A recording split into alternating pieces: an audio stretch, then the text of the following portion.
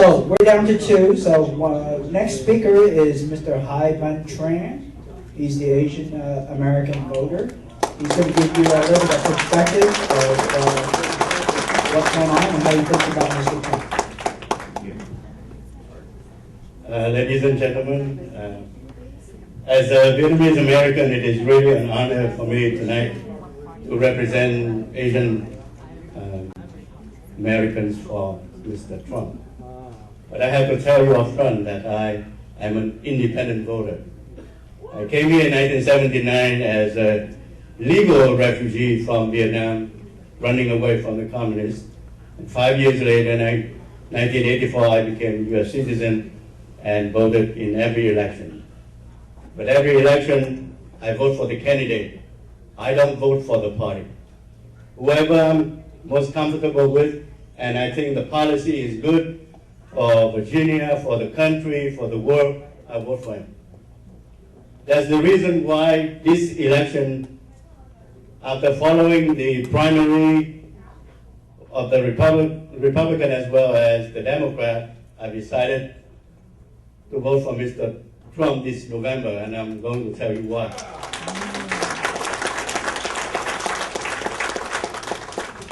Now, during the primary, we Vietnamese Americans kept hearing from the Democratic Party promises, especially Mr. Bernie Sanders. Free education, free healthcare. And he was saying that he was a socialist. To tell you the truth, Vietnamese Americans had nightmares whenever we heard the word revolution and socialism. Because as you know, in April '75, the Communist North took South Vietnam, and they were able to dupe some South Vietnamese as well as Americans, especially the liberals. And America abandoned South Vietnam. They took the country, and they also promised free healthcare, free education. But millions of South Vietnamese took to the sea, running away from those promises. I was a refugee. I also volunteered in helping those refugees in the camp in Southeast Asia. And the United Nations estimated that 50% of the people who were trying to run away from Vietnam died in the South China Sea. And 1 million made it to the United States. So that would mean about 1 million died at sea. That's why after the primary, Mrs. Clinton also promised free, and we were saying among ourselves, run away from her.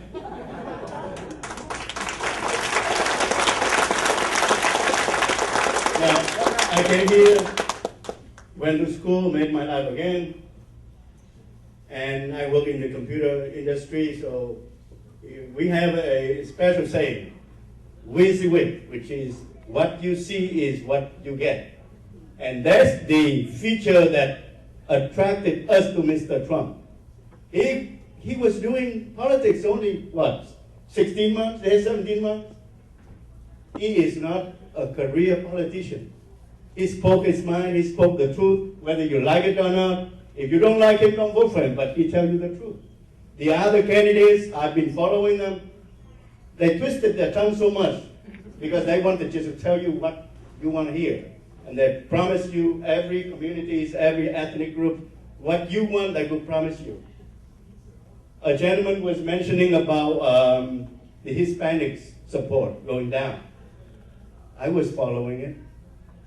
President Obama, when he got elected, he was running, promising the Hispanics that he would be doing immigration reform.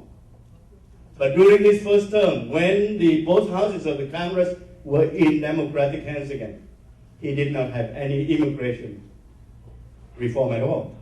But when he was running for re-election in 2012, he went to the Hispanic community and said, the Republicans, didn't want me, to do it, stop me from doing it, without telling them that he had both houses, Senate and House, in Democratic hands. That's what they do, career politicians. Every 4 years they come to you, promise everything you want to get your vote, and then forget you during the next 4 years. When the time for re-election, they come back. We are not going to take it anymore.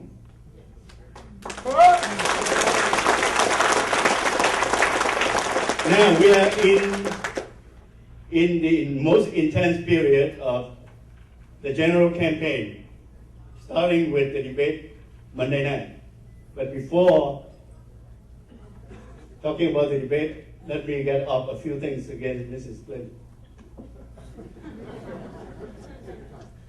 I was, as I told you, I'm working in the computer industry, so I was following the email issue very closely. If I had done what she did with the work email that contained classified information, I would have been fired and probably been in jail right now. Yeah, that's right.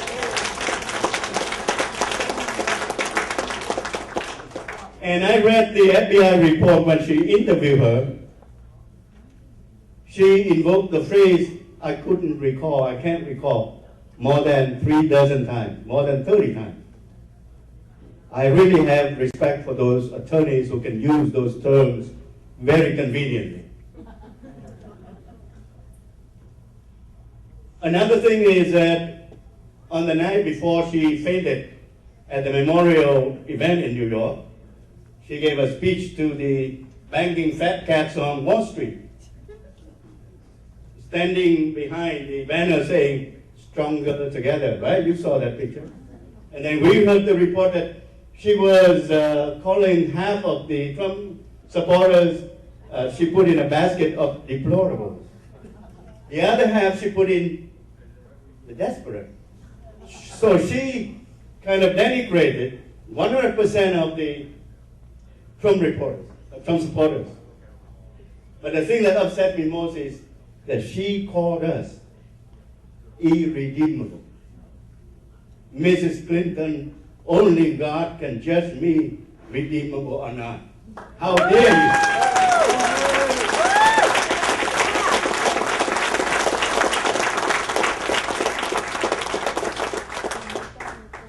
And I share the sentiment of the gentleman who was talking about the indignity that President Obama was suffering when he went to China.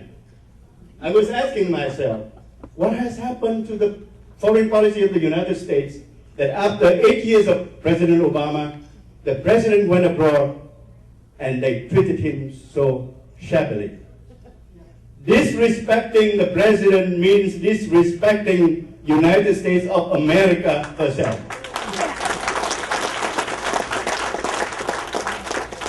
So there has been a lot of noises, like you said, they characterize Mr. Trump this, Mr. Trump that, but I think it will start with the debate Monday night. I really believe that Mr. Trump will be able to close the deal with the American people, convince them that he is ready to lead America in another direction and make America great again. Thank you.